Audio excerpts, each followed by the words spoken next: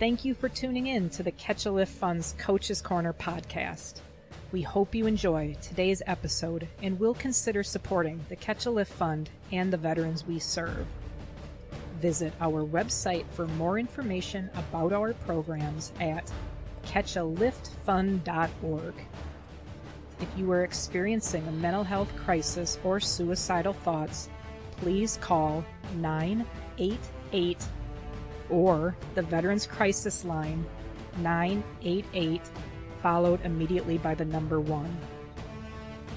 The views and opinions expressed during the Coach's Corner podcast are solely those of the individuals involved and do not necessarily represent those of the Catch a Lift Fund. The Catch a Lift Fund does not verify or warrant the truth or accuracy of statements made during the podcast, and statements therein are not to be construed as an official policy or position of the Catch a Lift Fund. This podcast is provided for informational purposes only, and nothing herein should be construed as health, medical, or other professional advice.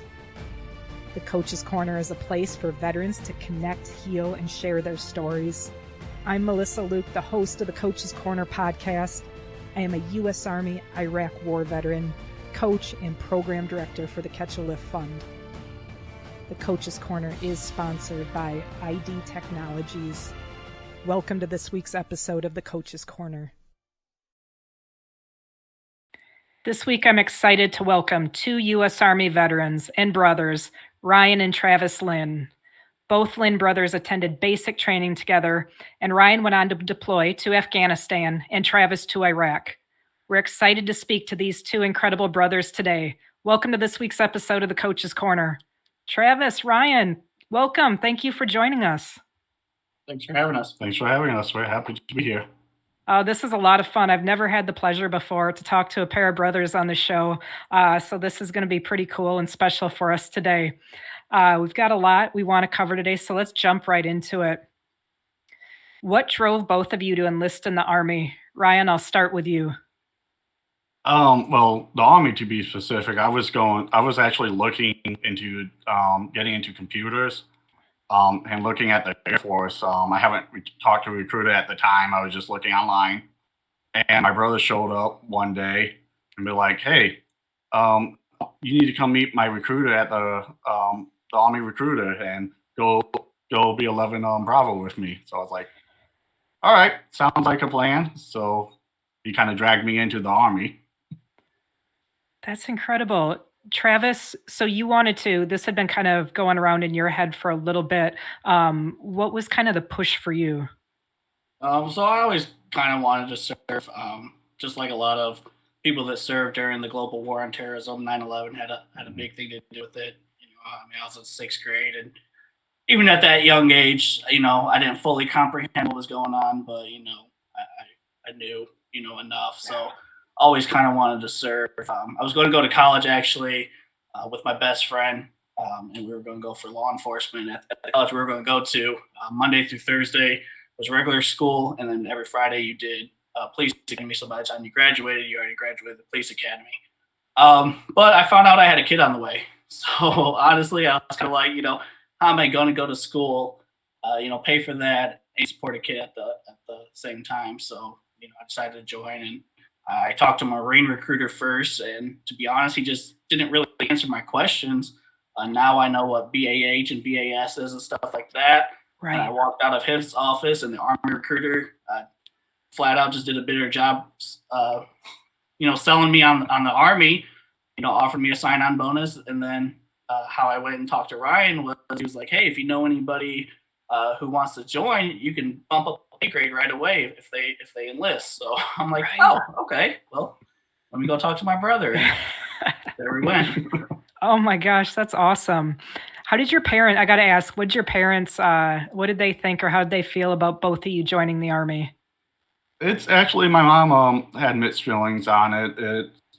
We're the two youngest of our family of 5 kids. Okay. So it made it feel a little bit better in the sense of that we was going to be in together, but at the same time, it was like double the worries. Yeah. I know when I first told her, I was actually heading to another. So when I found out I had a kid on the way, I was going to transfer to a school closer and still go to college, but closer to home.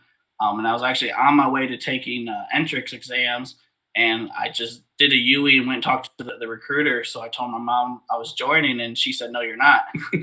And I was like, "Well, Mom, I love you, but I'm 18, and this is my decision." Yeah. So kind of after that, now I'm trying to be more proud of me and my brother, but Oh, I'm sure. He That's did the incredible. initial shock for her. yeah. So by Yeah. the time Ryan told her, it was a little, it set in a little bit already. I had a So- big head on my shoulder too, so she was like, "You'll be fine." So I kind of remember back from the time because I joined the Army. It was in 03, and at the time I believe it was called like the buddy program or maybe something like that. And if you could kind of enlist and end up at basic, or so they told a lot of people to end up at the same place together. How did you both end up being able to go to basic training together?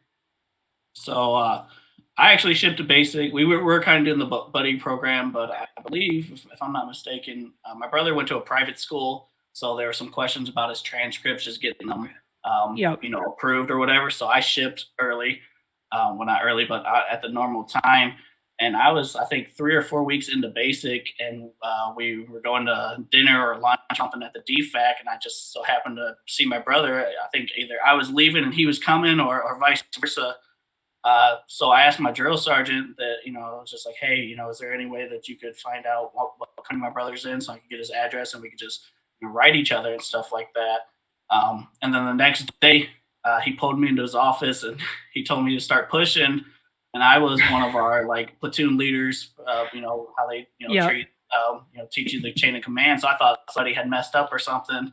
And he goes, "Do you want to go through basic training with your brother?" I was like, "What do you mean, drill sergeant?" And he goes, "Well, you'd have to fall back a week and go through an extra week of training, but you could switch over to Delta Company." And I started thinking, I'm like, well, then, it'd be cool to go with my brother, but also, my mom would only have to come down for one graduation and Right. and stuff like that. So I said, yeah, and he said, "Well, all right, well, pack your stuff," and then I'll let Ryan tell him about the shock when I showed up. Yeah, I'd love to hear about that. Yeah, What was that like, Ryan? I mean, first of all, going through basic, you're just trying to get through. You do Yeah. your stuff. Try not to let the drill sergeant single you out. So, Yes, I mean, exactly. I was doing good. I passed everything. I could pass my PT test. Yep. I mean, they knew who I was, but they didn't single me out for anything. I one time for formation, I get called up to the front. So I go running up there, and there's this guy just standing there. They told me to go total line next to him. Didn't even look and see who it was. So like the drill sergeant talked to me. He's like, "Do you know this guy?" So I looked over and seen my brother just smiling at me. I'm like, "Oh crap, what did he get me?" They know me now. And yeah, so yeah, they're like, "So you guys are brothers?" And like they, of course, they didn't believe that we were really brothers and stuff. And they made us, of course, go in the front leaning rest. Then they're like, "You know what? You two face each other." And as they was doing the paperwork, like all the drill sergeants from the company kept walking around trying and looking at us like, "You guys aren't real brothers. Why would both of you guys join at the same time?" And like just giving us a regular rundown and stuff. Yeah. And I don't know, we was down there for what, about 20, 30 minutes waiting for them to get all the paperwork done. And after that, we was known as the Linn brothers with stuff in front of it. And anytime something came up, they'd be like, "Get us a blanking Linn brothers." So, Oh my gosh, that's incredible. So that's really incredible, and especially the fact that originally you're not in the same basic training class together and stuff, and that in the end you would.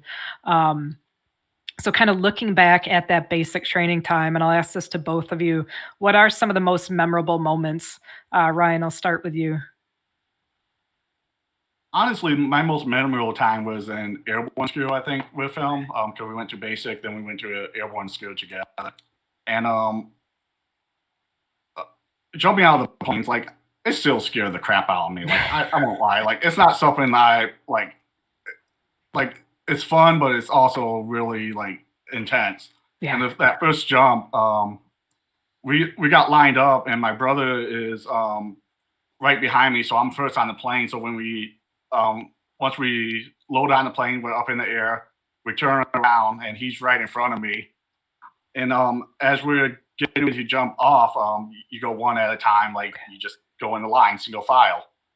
And I'm just thinking as I'm holding my static line and passing, ready to pass it off to the drill sergeant. It's like, well, I guess if my brother don't jump, I guess I don't necessarily have to jump. I don't know. I feel I'm like that debate. It's like, Yeah. oh, do I want to jump or not? And then as I see him jump out the door, it's like my mother should have stopped at 4 kids and just jumped out the plane too. And that was probably my most minimal time that of basic and airborne school that. That's incredible.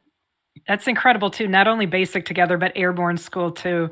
And let me ask you about that too, because you said that, there was fear about that jumping and stuff. Like, how did you get over to it to a point? Because right, like, you have to do more than one jump and stuff. Like even after that first one, like what did you kind of tap into to keep doing that and to be able to complete that school?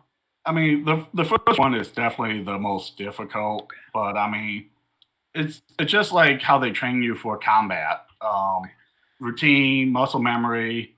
I mean, you do so many practice jumps on the ground and with on like these zip line things and all that stuff that you kind of like once you get going, it's not bad because you got the people and you're like, okay, you jump out and you're praying for the 3 seconds waiting for the chute to actually open. Once you see the chute's open, I was good. I was like, okay, my chute's open. It's not bad. The only other time that I really had that same level of fear was when I was the first one to jump out the plane when I got to my unit, and you just like standing there in the doorway, and you just looking out at the ground, and it's like, what am I doing here?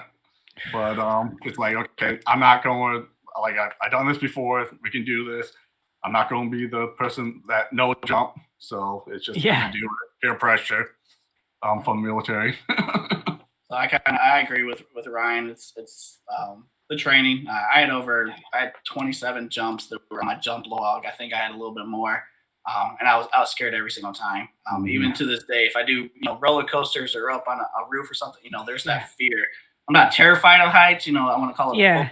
I am scared of heights. I can jump out of the airplane, but I can't jump off like a cliff, like to walk or anything like that. But when you just like I said, you just follow the person in front of you, and it's really not even that you're jumping. That they teach you kick your leg out, and it literally just sucks you out. So it almost does the work for you. You walk until you're not in the plane anymore. So and then once your chute opens, it's one of the biggest thrills of your life. But anyone that says they're not scared when they're doing it are flat out lying. Yeah. Looking back at it, Travis, what was kind of most memorable for you about that time training with your brother? I would say probably when we got pinned with both of our cross rifles when we graduated OSUT, and then also our airborne wings, and just going through with my brother. Like he said, he's a little bit more calm-headed. I got a little bit of a temper, so he kept me out of a lot of trouble. Not with the drill sergeants. I wasn't dumb enough to think that I could beat up a drill sergeant. But, right. Other trainees and stuff like that. And just the feeling of accomplishment that looking back on it, overall, basic wasn't hard, but there was hard parts of it. There were times where this sucks. Why am I doing this? Am I going to make it through? And when it was all said and done and you were completed, like I said, just that feeling of accomplishment that, I'm here and, it sucked, but, now you have, something to show for it. Yeah. Absolutely.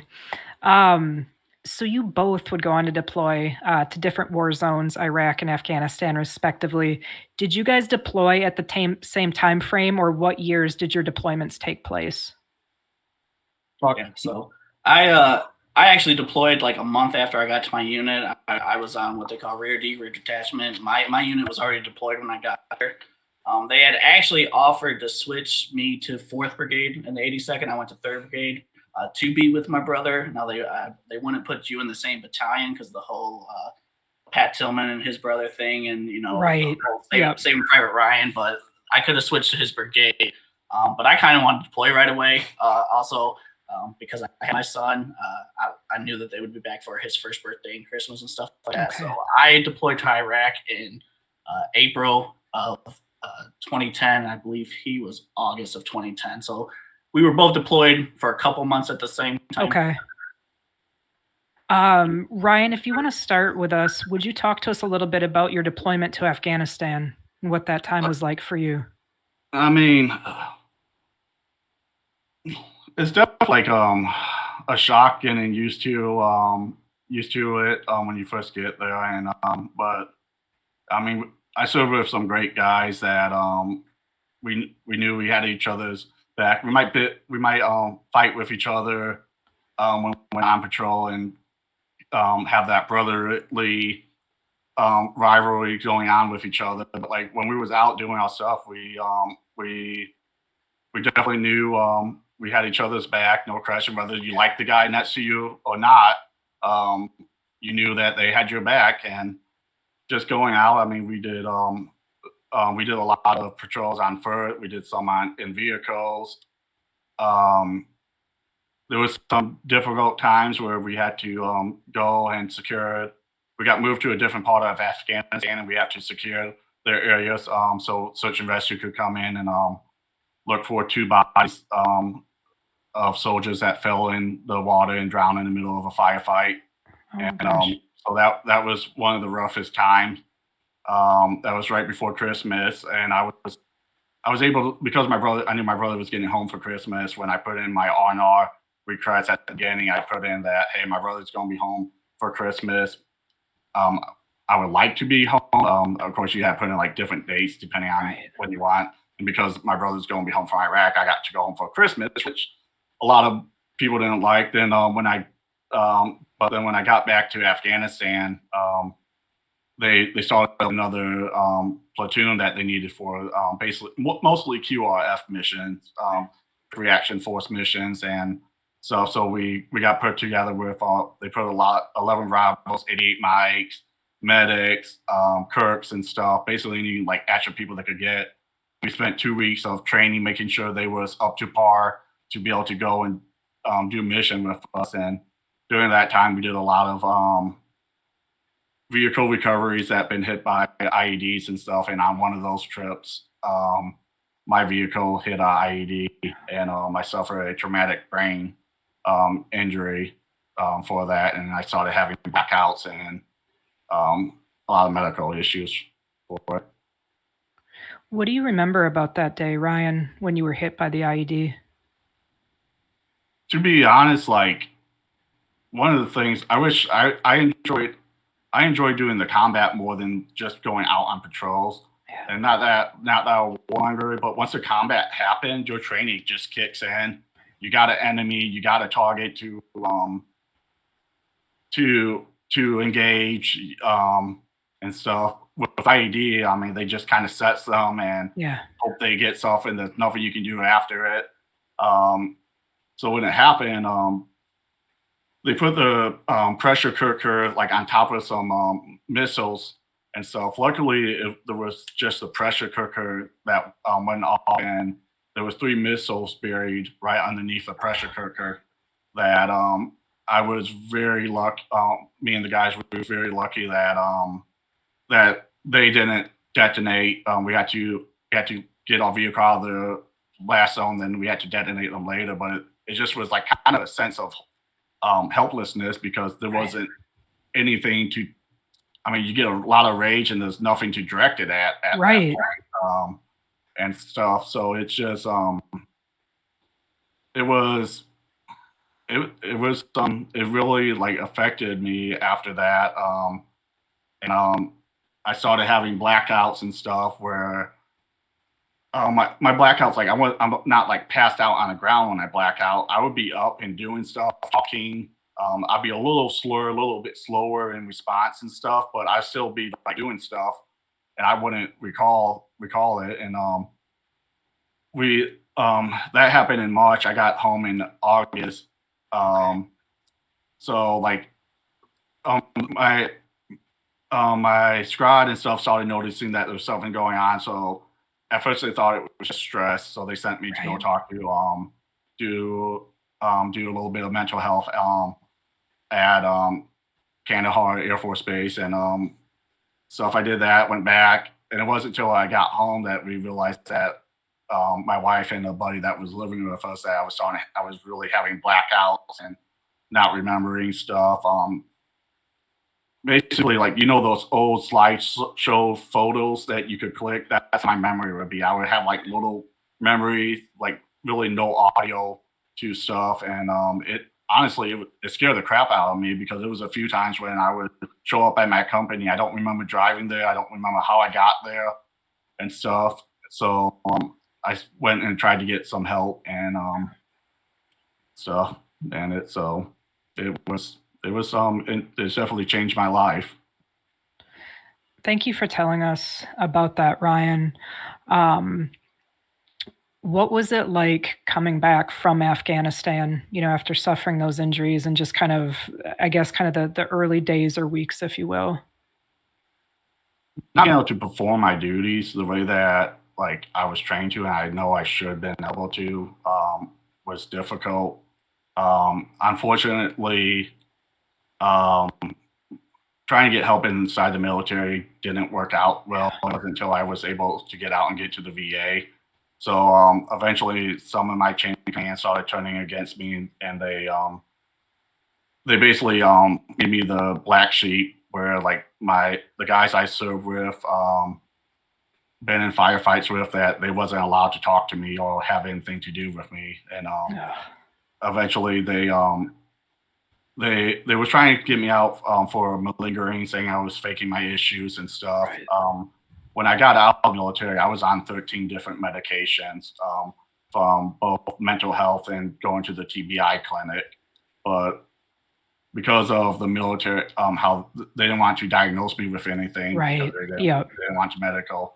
So they ended up giving me a medical chapter to for the adjustment disorder. They told me I had trouble adjusting to military life after being blown up by IED. So um, getting out, it was rough because my guys was getting ready to deploy again, and it's Ugh. just, I mean, I still struggle with that.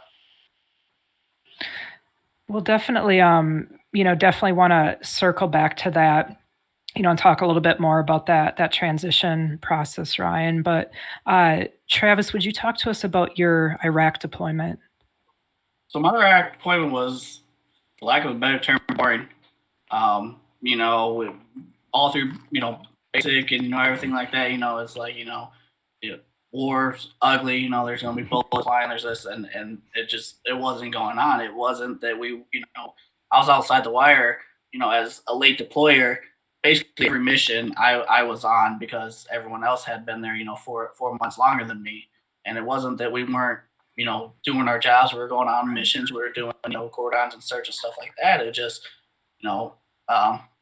I like to say ISIS didn't want to come out and play at that time. Yeah. They were tired of getting their ass whooped for so many years. So, they waited until the withdrawal. So Iraq was boring, which sucked on two different levels. One, like Ryan said, combat is, as for an infantryman, that's what you kind of want. Like, Right.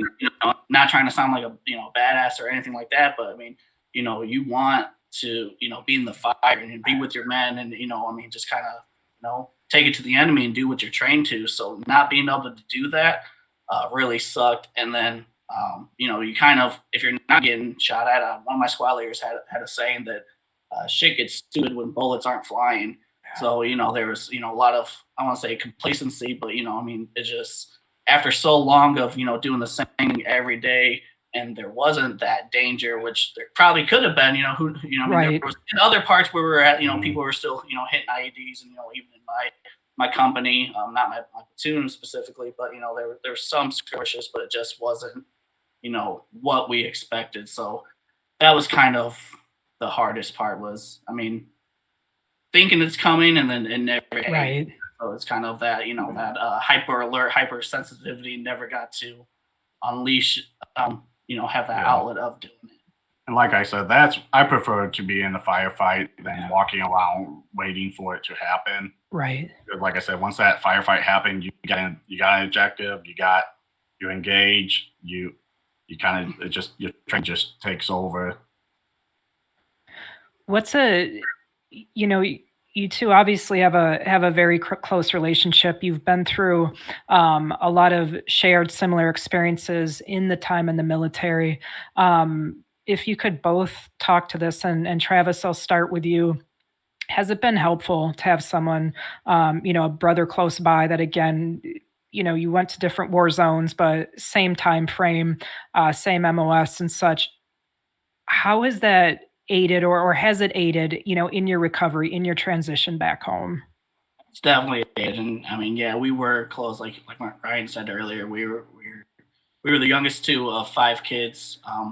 We grew up sharing a room and stuff like that. So even prior to the military, we were pretty close. But yeah, having that shared experience, while it wasn't the same, I mean, he's the reason that I finally went and filed for VA disability. I do have a bad back and knees, and I have been diagnosed with PTSD. And I never went and did it because you see the servicemen that are coming back missing limbs, or like Ryan, having those issues, and in the back of my mind, I'm like, I didn't really see combat, so do I even kind of deserve these things? I mean, did I Right. Is it really that bad? So having him as that push, and like I said, just sometimes someone to talk to about the shared experience, both the good and the bad. I mean, just swapping war stories, and I mean, just kind of some of the funny things that happened, or For sure. basic or airborne school, or we both got to the unit.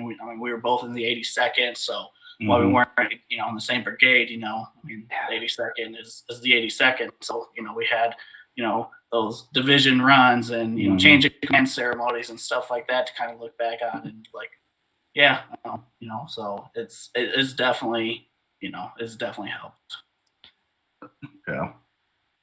And I'm going to throw in Travis, because he was been through some of the stuff I've been through, and like seen it more. He was one of the people that like really like supported me, because when I came back, because like I wasn't missing a limb, I had the invisible wound that some people were like, do you really have issues or no? Right. But Travis, knowing my story and knowing what go on over there, he was one of the that's my wife, one of the biggest first supporters I had, that was like, you need to make sure you're getting yourself taken care of and stuff. So that was like having that confirmation after being told that it was all in my head and there wasn't anything wrong with me. It was a big help to me.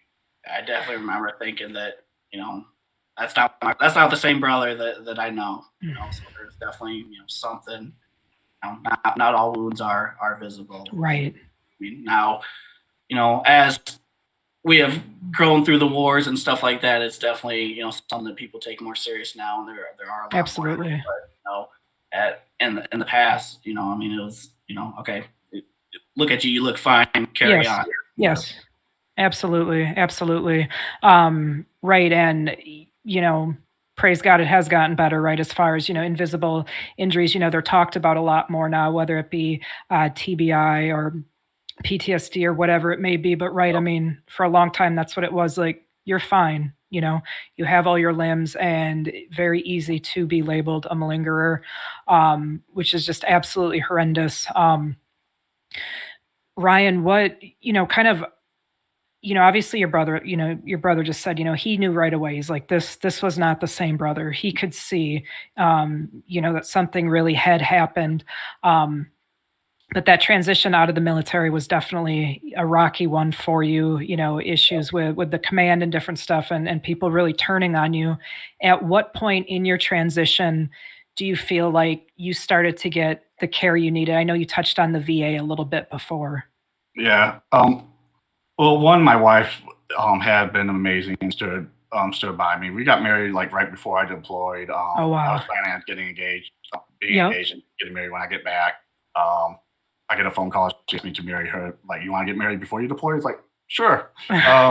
So, um, so coming back, I mean, she had to deal with a husband that,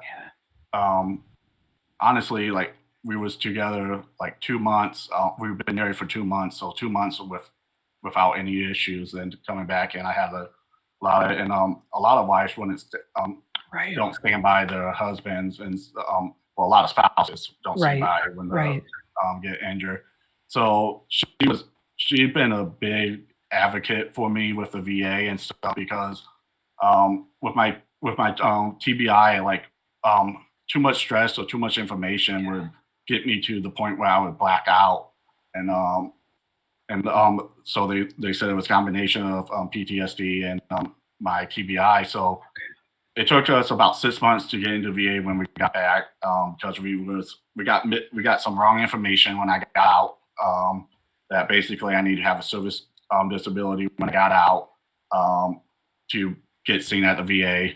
Found out that I could get seen for 5 years of getting out. So basically, my wife called up the VA one day after having the wrong information and stuff, and be like, "Hey, my husband needs help. Like we need to get him help." They told, and so she gave like a little bit of my information and stuff. They got me in, and my primary care was an Air Force veteran that did search and rescue and stuff. So he like me coming, and like he's like I went through some of your stuff. He's like, "Seeing you was airborne. How's your knees?" And stuff. And it's like he like, "Actually, you know what? Why don't you just tell me your story and go through?" So I went through. I told him about getting back from about the ID, then getting back from Afghanistan, and going to the mental health first, and that they just gave me some pills and sent me to told me they thought I had a TBI clinic, Right. and then the TBI gave me more medicine, say, "Well, basically your test is inconclusive. But I'm going to say that you just got mental health issues." And like they did that 3 or 4 times till I was on 13 different medicines. So I told him like I don't want to be back on 13 different medicines and stuff. I want to get better. I want to know what we can do to help me and stuff. So he's like, "Okay, well, let's do the regular checkups and all that stuff." He's like, "I'm putting you in to get seen at the TBI clinic. Like, let's give you a little bit for medicine for pain and stuff, and let's also get you talking to mental health." But we were talking about not holding off of medicine until you get the test done. And basically, I think I would need my wife to know, but like basically a year of being in the military trying to get help, within like 3 months, I was diagnosed with a traumatic brain injury and PTSD, along with like the little odds and ends. And the VA had me. I was talking to my case manager at the time. We were just talking about my stories and what I'd gone through, and how basically I was told like there wasn't anything wrong with me in the military when I was getting out. Like it was all in my head. And she looked at me. She like, "Do you realize that the VA got you registered as a SI?" I was like, "Okay, what's a SI?" She's like, "A seriously injured." I'm like, "Oh, okay." I'm like, "Well, I mean, veterans, a lot of veterans got issues." So I'm assuming that actually like I can't remember at the time, either 100 or 300 case people she dealt with. She's like, "There are only 5 of you that got that label." So at that time, it's like, okay, there's like, okay, so like it's vindicated that, hey, they found an actual result, because the VAs just don't hand out like disability ratings and stuff easily. For sure. Unfortunately, people have to fight way a lot harder than they should. And when I got my first, it took about 2 years to get my disability rating from when I got out, and I was at 80% the first time. Then now I'm at 100% permanent in total, and that was just kind of. I mean, it was that whole time was rough, but once I started getting help and start getting it, like I started to have hope. Honestly, when I first got out, it's like, okay, if the VA just tell me I'm crazy, like I don't really want to live. Like if I don't want to be a person that not providing, not working, not contributing to society, Right. and stuff. And it was like a huge release once I finally got that validation. Like, no, we got this is what's wrong with you. And it's just, I mean, it was such a release. And yeah.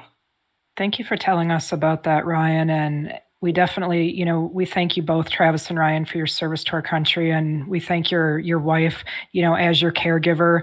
I think that's something to definitely highlight here too, because so many men and women are enabled to get the help that they really need, right, through a process which, like you said, it was a 2-year time period. Even getting kind of that final disability percentage and stuff, and it's so imperative that you have someone there to be able to advocate for you, right? I've, obviously completely different experiences, but I've been through that system. It is completely overwhelming. So much is thrown at you, and you can become, for lack of better words here, lost in the sauce extremely quick if you don't have someone there that's advocating for you, ensuring that you're getting proper care and advocacy within that system. So, I'm so glad that you had that you have this tremendous caregiver in your life. Travis, would you talk to us a bit about your transition out of the Army and what that looked like for you? So, again, a little bit of a hothead. I actually had my first sergeant at the time telling me, he goes, Lynn, you remind me a lot of myself. You have a big mouth. You're really good at your job. He goes, the difference between me and you is when I was a young PFC, I got a Ranger tab, so I had a little bit of weight to go with it. He goes, I can tell when you're having issues at home with the wife, when you and the wife are arguing or are fighting, whatever. He goes, I know it doesn't ever get physical, but he goes, I can tell when you're stressed from home because you come in and you mouth off a little bit more than possibly you need to. So he goes, it's they're looking for kind of reasons to get soldiers out at this time. He goes, we can get you out on the family care plan. So he goes, you basically you have to choose between your military career and your marriage. And so I decided to get out, and then right maybe a month and a half before I was set to get out, my unit came down on orders to deployed to Afghanistan with special forces. So in the 82nd, there's always a brigade that's on, they call Global Response Force. Okay. Like when the earthquake happened in Haiti, they went and helped there. Hurricane Katrina, they went and helped there. When they were drawing out of Iraq and they needed extra security, they went there. Stuff with Ukraine and Russia, they sent the 82nd to Poland or whatever. So I kind of reverse course and was like, hey, they're getting ready to deploy. Afghanistan, again, at that time was different than Iraq. I kind of wanted to go on that deployment. And I had, my men I served with. So I tried to stay in, and long story short, I used chain of command, and I talked to my platoon leadership, my company leadership, and battalion leadership of why they should let me stay in. I had some discipline, nothing serious, but some discipline issues. And then I thought I was going to be able to stay in, and then brigade, which was the final saying, basically was like, no, he already started the process to get out. There's nothing we can do. So I got out, and the people I deployed or I served with deployed. That was rough. And then probably about a year and a half after I got out, I just worked, meaningless jobs. One of the biggest things I miss about the military is having that sense of that what you're doing is, for the greater good. Right. Right. I was just working, jobs, and then lo and behold, even though I gave up my military career for my marriage, I ended up separating and going through a divorce, and I dealt with very, very severe depression. Had thoughts of suicide. Really, the only thing that kept me going was my family and my kids, and also I have a dog. It's not a service dog or anything, but she's been by my side through the whole thing. And honestly, that's when I've worked out since I was 12, 13, but that's when I really got back into fitness thing. There's a veteran that a lot of people know named John Burke. And I remember watching one of his videos, and he talked about, veterans, when they get out, they go from being like this Spartan warrior to, training all the time and having this to, they get out and they flag a bar, sort of fat and sloppy and lazy. And, I think his quote at the time was, get back in that arena. So that's really what, got me back into fitness and working out, and honestly probably saved my life. So That's it was incredible. It was difficult. His wife not only has helped him through the VA, she's helped me navigate. Tremendous. Brian was her guinea pig, so she kind of learned.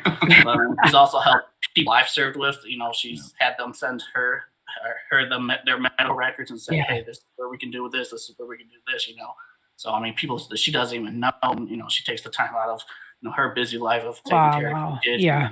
So I definitely, he has a great wife who helps not only me, but really any service member that needed it. She helped them navigate the system, because it is easy to get lost in the sauce. Yes. If you don't know what you're doing or what questions to ask, you just become a number.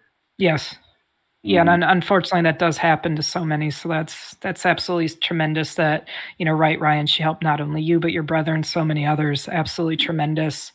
I do want to kind of switch gears here a little bit. And Travis, you already hit on it, right? Getting into fitness and how, fitness really came at that crucial point for you.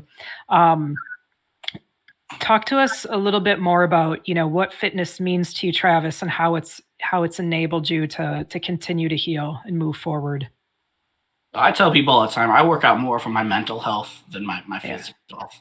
I'm not built like a Greek god. I'm fairly fit, but I don't have abs of steel. I'm not winning Mr. Olympia anytime soon or anything like that. But yeah, I like to get really ice cream. Ice cream's my downfall. But that release. I remember I worked at one job, and there's times I go to the gym on lunch and stuff like that, and I was just having a bad day. It was a stressful day, and my boss was literally like, "Go to the gym. You get an extra long lunch. Go to the gym. Get that. Release it." So even when my injuries do flare up, either because I try to deadlift too much or something like that, and my back's hurt, and I don't go to the gym, I feel just the stress.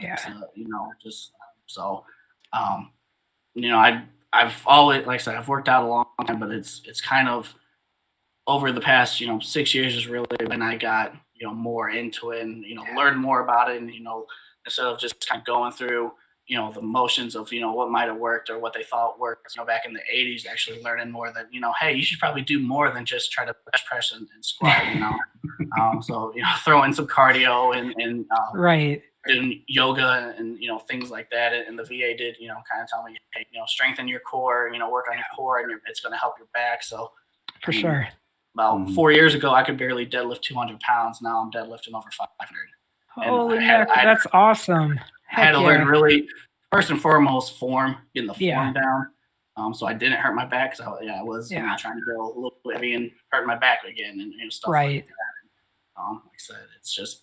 It's honestly probably saved my life, and made me, I guess, a better father, person to be, because I have that stress relief. Now my son, who's a pretty good athlete, and he's about to be 14, but he goes to the gym with me now, and so that's tremendous. That connection. Even around Christmas time, I was really sick for about a week, and he was always, "Dad, are we going to the gym? Dad, are we going to the gym?" So now we get to spend quality of time of at the gym together. I watched a TikTok the other day where this guy that said that women like guys with dad bods because if guys have time to go to the gym, that their priorities aren't straight because they're not at home being a parent. And I'm just like, it really rubbed me the wrong way. Yeah. Like, it's just like, how dare you? Yeah. I go to my kids' sporting events. I coach sports. I go to their cheerleading events. Everything that they have, I'm at, because we grew up without a father, so we know what it's like to not have a dad around. So just because I go to the gym as well does not mean that my priorities are messed up. So if anything, like you just highlighted, right, your priorities are Well, they're right on par. It enables you to be a better person, enables you to be a better father, right? You have somewhere to go and have that release physically, mentally. And I think so many of our veterans, listening, I can certainly resonate with that with my own way, and so many of our veterans can, right? So many of them attest to the fact that, fitness saved my life, or it's really what enabled me to heal, you know. Brian, talk to us about your individual fitness and how it's enabled and helped you heal and kind of move forward. So yeah, I mean, when I after I got out, basically like I was under the impression, hey, I'm going to get fit, so I'm going to get better. I can get back to work. I'll use my GI Bill and stuff. My doctors, my mental health, and my case manager all sat me down multiple times. Like, listen, like we're going to help you manage your stuff, but you'll you're not going to get back to that place. Like you're going to have to basically adjust how you do stuff. And like I'm a huge gamer, so I do like to sit play games. But I was also like I go outside, play football with people, play basketball. I started working out when I was 12, 13 and stuff. That was great stress release. So it was like, okay. So I kind of went into the okay, not going out because the more pain I'm in. Yeah. I deal with neuropathy along with back, knee, pretty much my body. Jumping out of planes is not easy on your body. Right. Yeah. So eventually it got to the point where like I wasn't leaving the house besides appointments. And like if I went to the store with my wife, like 10, 15 minutes and I went to go sit down in the car. I was hurting. I was winded. I was just like getting really out of shape. And the more out of shape I got, the more my pain level just increased. And it got to the point where my physical fitness goal was to make it out to the mailbox each day and stuff. And at that time, like I started doing it, and some days I'll make it, some days I wouldn't. So I started to research like working out for veterans, disabled veterans, trying to find like exercise I could do Right. and stuff.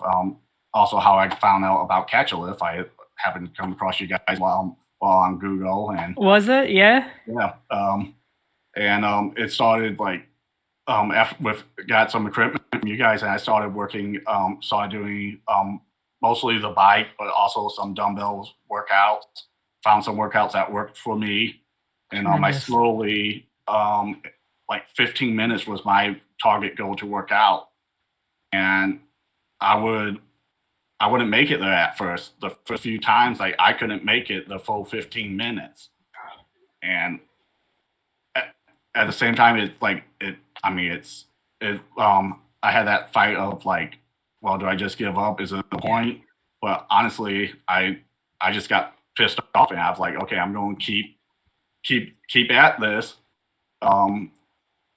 We went and talked to my doctor about what can I do to help with pain other than medicine. Got into acupuncture, started working out some more. They started doing more physical therapy, found out stuff that works and stuff that didn't. Slowly, I was able to hit that 15 goal. So the next time, I'm like, okay, let's try to go to 30. Okay, Yep. well, I made it 2 minutes. Hey, you know what? That's better than 15. Yep. Okay, let's go. Hey, I hit 30 finally. Let's see if I can do that 45 minutes. Oh, not quite at 35. Oh, I'm at 39. Oh, this week I'm only down at 30 because I did something wrong and I'm hurting. Or this week I can. So let's start again. Hit that 30 goal, then hit that 45. Like every time I hit that setback, and I would talk to my brother about it. Both him and my brother-in-law, who was in the Air Force. And I would just like tell them my goals. Like, hey, I did 5 miles on the bike today. I was able to get up to 10 and stuff. And they would encourage me and like, hey, that's awesome compared to where you was at. Like it's basically a whole new thing. And it's just like, as I was able to lose weight, my pain level dropped. And I was actually able to spend more time with my kids, sitting on the point of not the dad about things. everyone do you, but like now I'm able to play with my kids for a half an hour before I have to sit down instead of 5 minutes, or the only thing I can do is sit and watch a movie with them. That's tremendous. So Yeah. I mean, it's really have changed my life getting back into the fitness, and definitely haven't been easy, but Yeah. definitely been worth it. I was gonna say, right, not easy, but worth it. And I think you just really outlined for a lot of folks, Ryan, in their own way, but similar experiences. And I've had the pleasure of watching so many veterans go through the Catch a Lift program, and I can Mhm, honestly say, a large number of our population, when they come to Catch a Lift, what's really their goal? What are they looking to get out of the program? And it's mhm. that they want to be, healthy, happy, keeping up with their kids, right? Yep. Over and over and over again, we hear them say, I just want to be able to play with my kids or my grandkids, right? Mhm, And you do start slow, and this is one of the things that Catch a Lift that we're so proud of is that our number one goal is always to meet that veteran where they're at, right? And it's not, where we think you should be at. If it's your goal right now is to walk to the mailbox, we're going to help empower you to do that. And just like started out 15 minutes, started adding a couple minutes a day to it. I mean, that's just absolutely tremendous. And I know you touched on it in there, right? Getting that home equipment from Catch a Lift, but mhm. if you could, talk a little bit more about how Catch a Lift, being a part of this community, a part of this organization, has enabled your healing. I mean, well, like Ketchuluf has been a huge part of it. Because at the time when I first started getting back into the workout, there was no way I was going to make it to the gym, Yeah. and stuff, because between both my mental back then and my physical, like just getting to the gym, that would have been my workout. Like Yeah. getting Right. getting to the car and stuff. So and like I didn't when we first started Catch a Lift, like we didn't have the extra money Yeah. for anything. I mean, having two kids on disability, when you're a disabled Right. veteran Yes. and stuff, we didn't have a lot of extra money, so it's like how am I going to get this stuff to do it? So I mean, once we heard about Catch a Lift, and my wife did a little bit more research, and like, yeah, they're legit, legit. I talked to a few other veteran families that have done them. It's like okay, let's apply and get it. And like getting the bike that I was able to have at home, and the bench, and the dumbbells that I had, because I mean I didn't have tons of room for Right. everything I would like, but Yep. just doing that, and just I mean it gave me the tools I need to start working out. And with my TBI and stuff, learning stuff, learning new stuff. Like I can learn, like I only can focus at like one thing at a time. So Yeah. it was a process. Like I started learning what I could and couldn't do. Even though I'm pretty sure you guys talked to me about stretches, I wasn't doing the stretches like I should have, because like I just didn't remember, and it just didn't click. But after working out a little bit, and like, man, I'm really tired, doing some more research and talking to the coach, and like, are you doing the stretches? Talking to my physical therapist, are you doing stretches? And I Yeah. guess maybe I'm supposed to do stretches. So I started doing like doing some more stretches, and Yeah. incorporating some of the stretches in with my workout and stuff. And it just really changed my life. And like, if I didn't have that tool, I don't know. I know I wouldn't be at where I was at, physically, that I am, or mentally when I'm at Yeah. today, without that first. And now I'm able. The first year I did the tool. I got the equipment for the house, and as my mental health and stuff improved, I applied. I got my brother involved, and he got a membership at the Protestant, where there was a pool and stuff.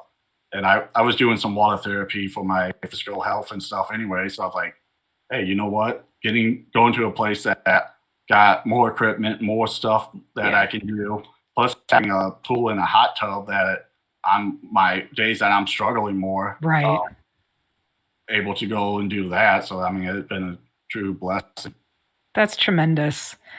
Travis, talk to us about finding Catch a Lift and what your experience has been in the Catch a Lift program. So like Ryan told me he was doing it first and kind of told me about it. I was working out at another gym. Um, but then I applied to catch a lift because I did want to switch to this aquatic center we have here that, like Ryan said, does have the pools. Has Olympic-sized pools. It has a therapy pool and then the hot tub. They do, the yoga classes and stuff like that. And to be honest, I couldn't afford that gym. My one that I was at was only $20 a month, where this one was like $80 a month. Right. So it's definitely helped in that way. And then the learning different workouts so you don't get bored. You have the dashboard and the landing zone where you can find the different workouts and stuff like that. But really, probably the biggest thing for it has been the nutrition, the recipes and stuff like that. Because you can eat chicken salad and or you can do the basic bodybuilder thing of rice and broccoli and chicken, but that gets boring after so long. Oh, for sure. Having the healthy foods and recipes and stuff like that, that's honestly been my biggest thing. Like I said earlier, I like ice cream, so I'm never gonna be someone that's absolutely ripped. But if I eat healthier here, then I don't feel as bad when I have my bowl of ice cream, stuff like that. And I mean, not only is it healthy food, but it tastes good. So that's honestly been probably the best benefit from Catch a Lift, other than getting the membership at a bigger facility with, like I said, the hot tub. So if my back or my muscles are sore, I can go sit in the hot tub and kind of relax and get a little treat after a hard workout. Oh, for sure. Hot tub and like, okay. Or because I do try to throw some cardio in, but because of my injuries, plus in the 82nd you run 50 miles a week. I hate running just to run, whether it's outside on a treadmill, whatever. I would go and swim as for cardio, and I mean, it obviously does other things. Swimming, I think, is one of the best overall exercises there is. But having that when we live in northern Indiana, so we're not swimming outside, in the middle of January. That ain't happening. So, yep. Those are the biggest things for Catch a Lift. If it wasn't for Catch a Lift, I probably wouldn't have access to that stuff, or I wouldn't know what exactly to eat or things like that. That's absolutely tremendous. I'm so thankful that both of you found Catch a Lift, and it's terrific to hear how, it's empowered healing and growth for you both. I do have one last question that I'm going to ask to each of you. What does it mean to you to be a Catch a Lift veteran athlete? Ryan, I'll start with you. It's just that you get that sense of camaraderie. You realize that you're not alone in your struggle. You're not alone in wanting to improve yourself, but also having you got people that have similar history, or at least understand your history better. I mean, our families have been great and stuff, but they can only understand unless you live like actually lived in that life. They only understand to a certain point, and having that people and reading those stories, reading the different stories that Catch a Lift having. I mean, I love reading those stories of, hey, I went from this to this. Yeah. And I mean, it's just awesome. It's motivating. It's like, okay, I can do this. Travis, what does it mean to you to be a Catch a Lift fun veteran athlete? So like Ryan said, the camaraderie, one of the biggest things of the military is that brotherhood. I've been out at, random places. I think I was at, Six Flags in Illinois, and I saw someone wearing a Catch a Lift shirt.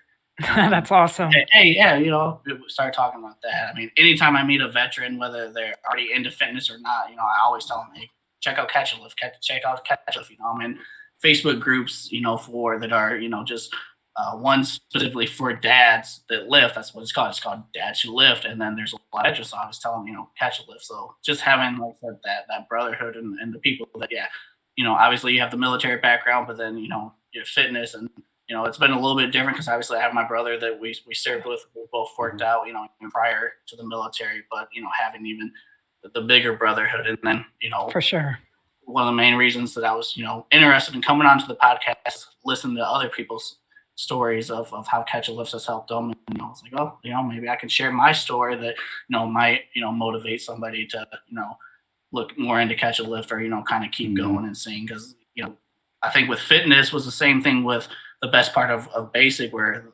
there's times that suck, but having that, that reward at the end where, hey, you felt accomplished, that's one of the best Mhm. things about working out is, whether it's my brother, being able to work out longer or me being able to, lift X amount of pounds or whatever. It's, it's just feeling of that the hard work and everything you put into it, it was worth it.